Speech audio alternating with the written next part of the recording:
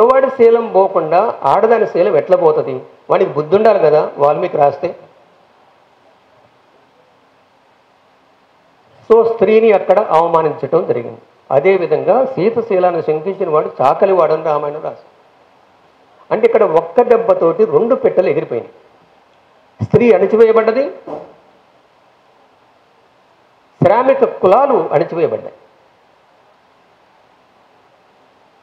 So తరువాత Buddhism challenge వచ్చింది. Buddhism challenge వచ్చిన తర్వాత రామాయణం ఎప్పుడు రాయబడ్డది అంటే గుప్తరాజుల కాలం తర్వాత రాయబడ్డది. గుప్తరాజుల కాలం తర్వాత. ఒకవేళ రామాయణం నిజంగానే ఎప్పుడో 1,00,000 సంవత్సరాల క్రితం రాసిందైతే రాముడి చేత బుద్ధుణ్ణి ఇతను ఎథిస్ట్ అని ఎట్లా మాట్లాడిస్తుంది? బుద్ధుణ్ణి ఎథిస్ట్ అని ఎట్లా అంటది? అనార్కిక్ అని ఎట్లా అంటది?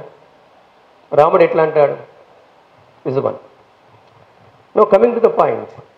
బుద్ధిజం ఎప్పుడైతే ఈ దేశంలో వేళ్ళూనుకొని సైన్స్ని డెవలప్ చేసిందో, వీళ్ళు ఒర్లేదంతా కూడా, వీళ్ళు మురిగేదంతా కూడా మాకు వేదాలలో ప్లాస్టిక్ సర్జరీ ఉంది, పుష్పక విమానాలు ఉన్నాయి, ఈ కథలన్నీ కూడా బోగస్ కథలు. బుద్ధి లేకుండా, సిగ్గు లేకుండా సైన్స్ సెమినార్స్లో చెప్తుంటారు ఈ దేశ నాయకులు.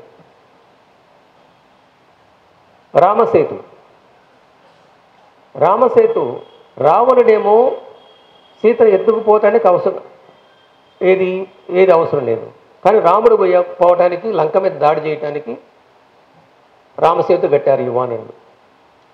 హనుమంతుడు ఒక బ్రోకర్, ఈజ్ అ శూద్ర బ్రోకర్. Take it granted.